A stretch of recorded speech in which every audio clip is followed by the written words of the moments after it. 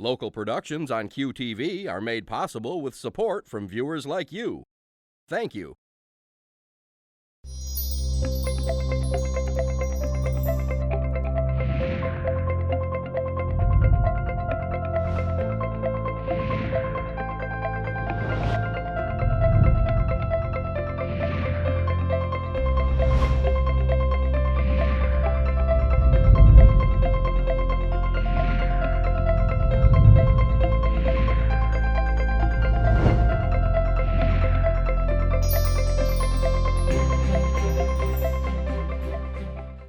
Hello, everyone. Welcome to Junia Doan's The Spark. I'm Junia Doan, and thank you for tuning in. Today, I'm with Rabbi Peter J. Rubenstein.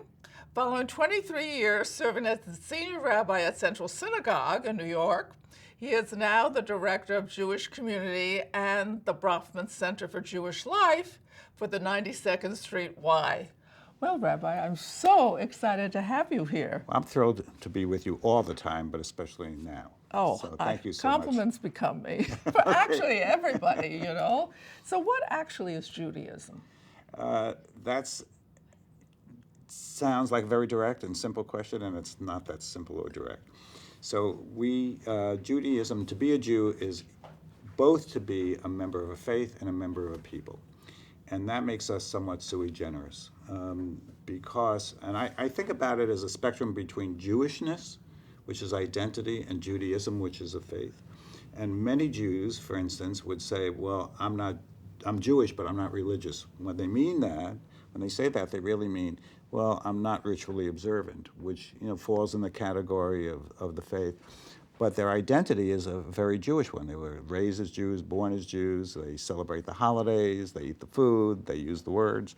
So that makes us different. To be a Jew is both to be a member of a faith, if you want to follow it, certainly to be a member of a people. So there are three branches of Judaism. I understand the rituals are different. Right. But is the concept of God different? It's a very, again, a very simple sounding question, but it's actually a very searching question. There are actually more than three branches, denominations in the United States today. There's Reform, Conservative, Orthodox, Reconstructionism. And then there are other groups, the Hasidim, for instance, and so there are many groups. I think what's different is not that our belief in God is different necessarily, but our approach to ritual is, and our approach to revelation is. I'll give you an example.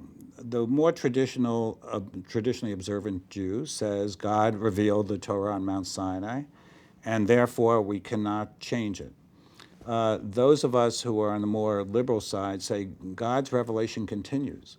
It's not only given on Mount Sinai, we are the recipients of that tradition, but we each feel God differently, and we can therefore evolve our understanding of God and our understanding of being a Jew according to the world in which we're walking. So Jews really walk in two worlds. They walk in the world of the Jewish people, but also those of us who are liberal are walking in at this time, our American world.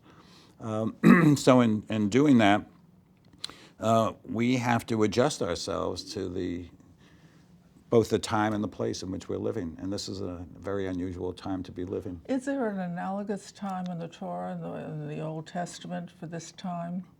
I would say everything is analogous to the Torah because the Torah is really, let's just talk about the Tanakh, which is the three parts of the Jewish Holy Scriptures. Please. But it covers a... Please say what it is first. Well, the Tanakh, the Torah, five books of Moses. Then there are the prophets, which include the Isaiah, Jeremiah, Ezekiel, the books of Joshua and Judges and Samuel and Kings. And then there are the writings, which include books of Psalms and Proverbs and Ezra and Nehemiah and Esther and Ruth. So those are the three sections. The Hebrew letter of each of them put together is Tanakh. That's why we call it Tanakh. So it's the Torah, Nevi'im. Does that mean anything in No, it's just particular? an acrostic. Torah, Nevi'im, and Ketuvim. So to come back to the question is that our ancestors were living among other people. And I don't think people change. I don't think our physiological needs change. I don't think our psychological needs change. And so we can learn from history. We do learn from history. And the amazing thing for me about the Torah and the stories of Adam and Eve and Abraham and Isaac and Jacob, sometimes there are lessons, and this is somewhat radical, I imagine, sometimes there are lessons which we should take to heart and learn from, and then there are times that we know we should learn what we don't want to be. In other words, I wouldn't want to be, in the Cain and Abel story, right? Right. It's a story of fratricide. We learn what we don't want to do. In the Abraham story, and this again is a radical idea, I sometimes say Abraham wouldn't be my friend because he's the one that was willing to accept the notion that he should sacrifice his son. Yes. And take him up to a mountain and sacrifice him there. And you can imagine the trauma that Isaac, the son, felt and how that changed him. And the idea that Abraham teaches us about faith is something I reject. As a matter of fact, I think Abraham should have said to God and I think, by the way, my interpretation, God would have liked to have said, I'm not going to do it, right? And if he had said, I'm not going to do it, I think it would have been a better model for us than to think of him as a religious fanatic. So, if you look at that from the traditional point of view, what does that honor or... You mean the story of Abraham and Isaac on Mount Moriah? They would say it honors, he's a man of faith, that he was willing to sacrifice his son if God asked him of it. Later traditions actually use that story to preempt Christianity. How so?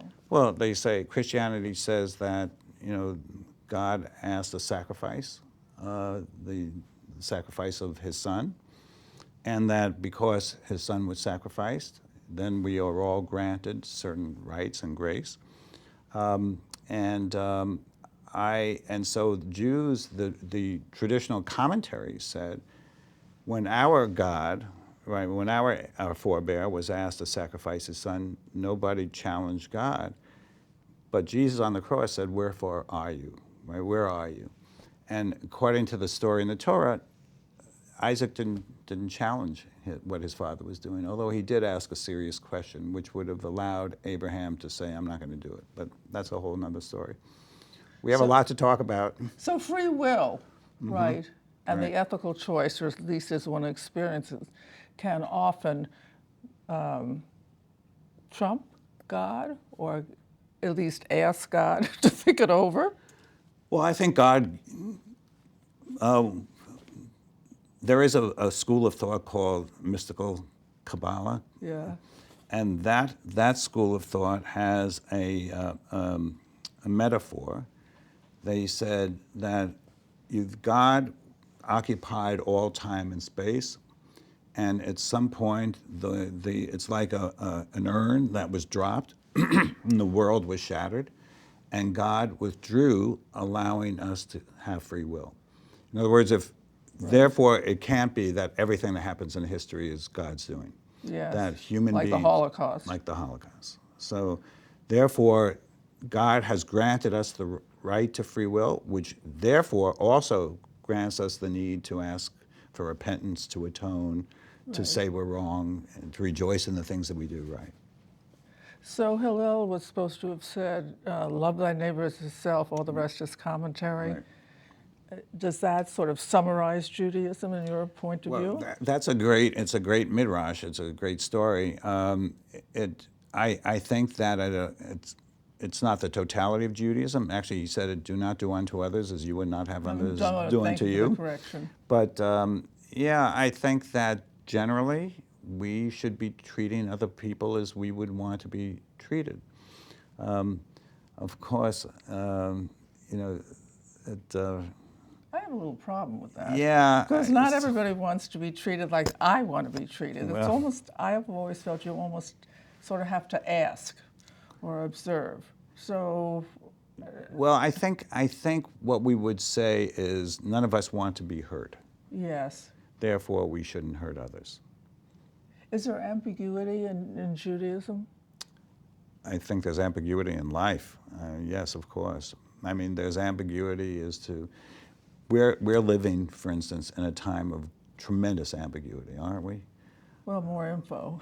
Yeah, yeah. I mean, in terms of what's right and what's wrong, the talk about fake news and about truth and about, is scientific evidence real? Yeah. I mean, never before had we asked those questions. Is the Constitution, should we adhere to it strictly, or do certain people in high office have the right to do what they do? These are questions that are being fought in the courts. They're being fought over dining room tables. To the contrary, I should withdraw that. They're not being fought over dining room tables because families are so afraid of entering into the political realm and the ambiguities in it that people have declared them kind of politic-free zones. I think that's useful. Well, I think it's useful. As somebody pointed out to me recently, even husbands and wives can't talk about some of these subjects. I come from the opinion that we should find what we have in common and build on that, and not try to always say what are our differences. So That'll make for a very happy marriage. Most of the time. Not always an interesting marriage, but a very happy one. So when you're speaking of marriages, what is the role of the rabbi's wife? Well, there is no role for the rabbi's wife, except if the term for the rabbi's wife traditionally is the Rebbitzin. And in some synagogues, the Rebbitzin actually had a formal, though not a paid, occupation, right? It was to not only support the rabbi, but to host dinners and kind of help, work with the women of the congregation. I've always felt that in the congregations I've served, they hired me. They didn't hire my wife. And so, for the most part, my wife was active in the congregation because she was part of the congregation, and she was my wife, but didn't treat it as a job. It was something she liked doing and therefore was doing, but at different times my wife worked and had another profession. So you commented earlier a little bit about, I don't want to say role, but what is the role of a rabbi? I don't mean the role you read and this and that, but I mean in terms of getting along with people or helping them through things, right, or running boards of directors with different points of view. Yes. What have you learned? Well, I've learned that good people can disagree, and can actually argue, as long as the agenda is the item and not the person. Yeah. And if you do that, then I've been in congregations for 50 years as the senior rabbi of 3 different congregations. Never saw politics the way that people sometimes say religious institutions are filled with politics. Never. Part of it is because, and I don't want to admit this publicly, but it's my secret, just to you, right? Sometimes I'm wrong. Yes. Right? Sometimes thing to do with smart people. And therefore, at times, I want members of my congregation, boards of trustees, to disagree with me, and sometimes they're right and I'm wrong. I once said to a board of trustees, if they ever do something because I said I want to do it, I'll never talk. I don't want that to happen. I want them to argue. I want them to express their opinions. I want to honor, and I honor them, and I want them to honor me. And so my role in the congregation is to teach Judaism, to be a counselor to my congregation, to help them through the highs and lows of their lives, to help them through the life cycle as it's expressed in Jewish tradition, and to be with them when they need support, and be, if they would want, their friend when they need a friend. Did you start out life wanting to be a rabbi, or did you discover it? No. My older brother became a rabbi, but whether that was a reason or not, I never thought of becoming a rabbi. I went to the Bronx High School of Science, and in a way that shaped the way I think about things. And then I went to college. I was pre-med. I majored in English. But my freshman year in college, I was living in everybody had a single room. It was an all-men's school. And somebody from down the hallway came to me, big, good-looking, blonde, West Virginian, and he said to me, Peter, he said, I've never met a Jew, so what do Jews believe? And I was stumped. I knew what to be a Jew was. My identity was intact, but we never really talked about God or faith. In a way, it was irrelevant. I was born into it, and that's all I needed. So, but it disturbed me that I didn't have an answer to that. So I took a course with a great professor of religion, John Pemberton, and then I took every course with him. So I studied Christian theology, I studied New Testament, I studied Eastern religions. They didn't have courses in Judaism. There was no Hillel on campus. And then when it came to, so I had at the end enough credits to be both an English and a religion major, and I decided to write my honors thesis under both departments, and I wrote it on William Faulkner and Paul Tillich, who was a modern Christian theologian. I don't want to go into the thesis of the thesis, but when I finished, my older brother, the rabbi, said to me, he said, I don't get it, right? You go through college and you write your thesis on a Christian theologian, what's with you? So I figured, all right, here's my brother. He's been in seminary for 4 years. So I said to Larry, so this is my question. What do Jews believe? And he said to me, he kind of fumbled around. And didn't know. He said, you ought to speak to my professor of theology. So now this was 2 weeks after I graduated college. I had been accepted into a joint MD PhD program, which was what I really wanted to do. And quite honestly, I think is where my natural talents are. But he said to me, you should speak to my professor of theology. And here I was, a kind of arrogant, not really arrogant, but I was, graduate college, I know where, So I met with his professor of theology at a bar on the west side of Manhattan. And he came in and we sat down for a beer. He said, so what's your problem? And I said, I don't have a problem. I said, I have a question. So he said, what's your question? I said, I am trying to figure out, what do Jews believe? And he said to me, without hesitation, said, in order to learn that, you have to study with me. So being, who I will, being just out of college and fresh and, not having enough respect for those who had been, great people in their own field, I said to him, Dr. Borowitz, I will give you a year. I will delay my entrance into this joint MD PhD program for a year. In that year, I expect to learn everything there is to know about what Jews believe. What he didn't tell me at the time was that in order to study with him, I had to apply to seminary, which was no big deal. As long as I passed the psychological, right. The seminary was glad to take me. So that's how I got into seminary. And that search actually continues to this day, but I found my answer in history, not in theology.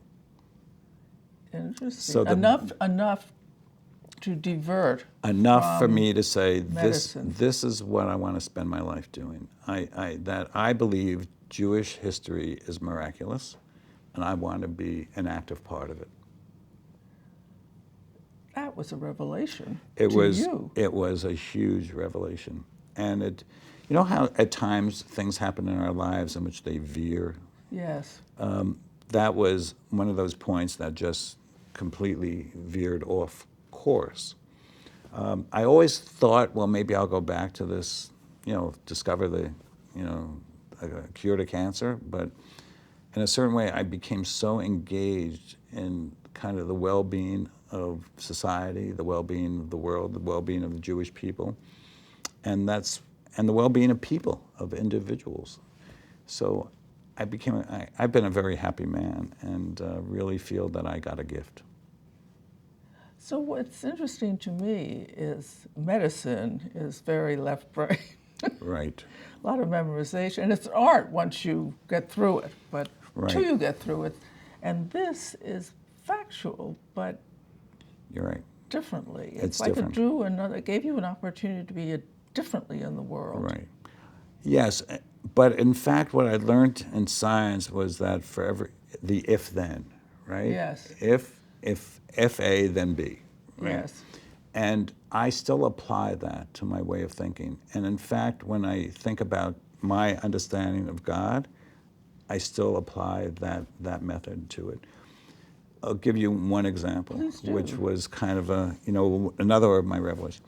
I never believed in life after death. I couldn't sense it. I didn't understand it. There was nothing rational about it.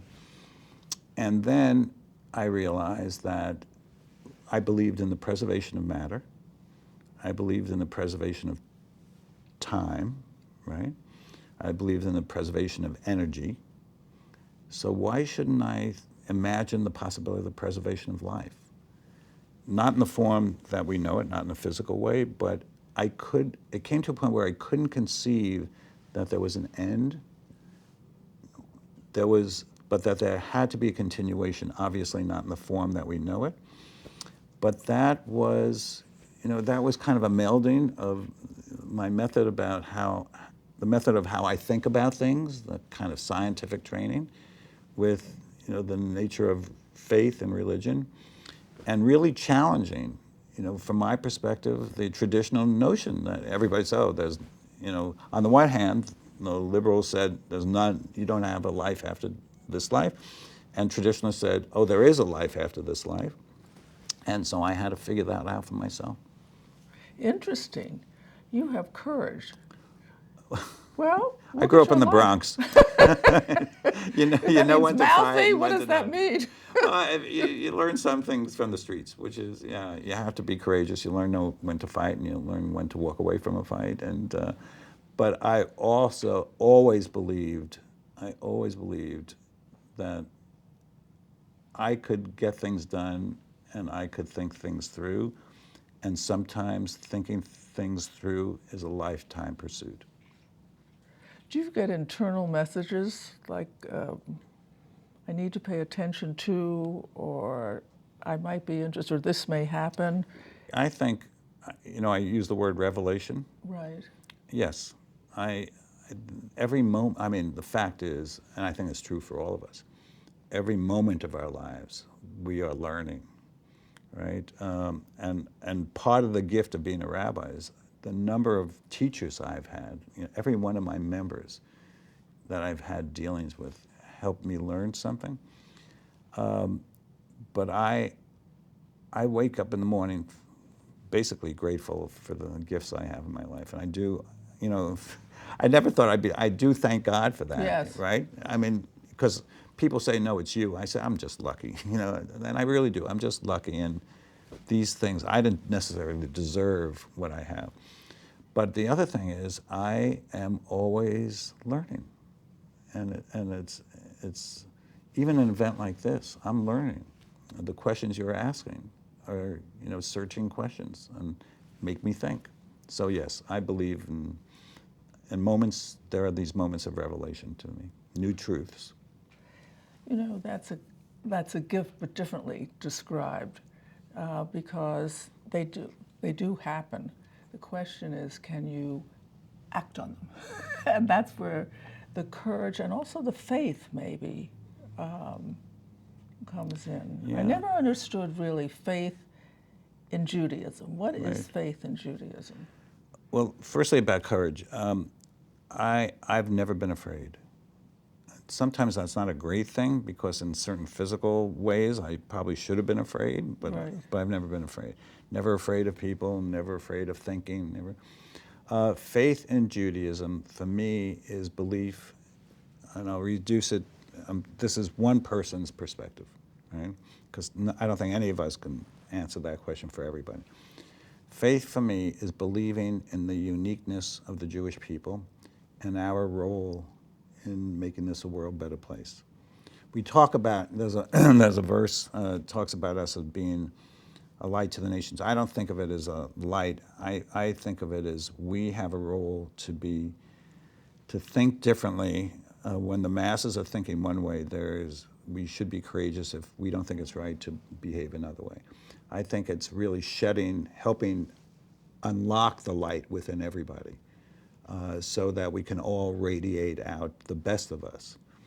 And I think that our role as Jews is to, in history, and even in the worst of times, to be an example of what human beings can be at their best. How does one unlock the light in one sentence? How does one unlock the light? I'm going to say it in a way that will need more than one sentence. You may need to have me back. Is to let God speak through us. Perfect, and thank you so much. So we've learned a lot from Rabbi Rubenstein. First, the surprise, he doesn't feel fear, but also to assess situations at all levels. He was drawn, and it's hard to get into Bronx science, and he prepared for one life, and then he serendipitously almost got drawn into another, but he chose differently than you would have expected. Also, he has a wonderful way of talking with people, but not advising them. You heard me talk to him about that. He's learned how to say, I could be wrong, and I can learn by listening to his board, to me, to the questions. But the most important thing is in being humble, but also to stay curious. Life is a gift, and if you can live it well, the light in you stays on, and some of us are drawn to share that light or to turn it on in others. And I would like to encourage you to think about those revelations, those opportunities in your own life or in others' lives. It is a tremendous opportunity to see life with more layers and more mystical, if I can use that word, than others. So thank you for joining in today. I really appreciate it. And remember what I say every time. Go out and do something kind for someone you know and someone you don't know today, and do it every day till I see you next time. Again, thank you so much for tuning in. To contact Junia, send her an email at juniadonsthespark@gmail.com. For more information, program schedules, and news about future guests, go to www.juniadonthespark.com. Thank you for joining us. See you next time on Junia Doan's The Spark.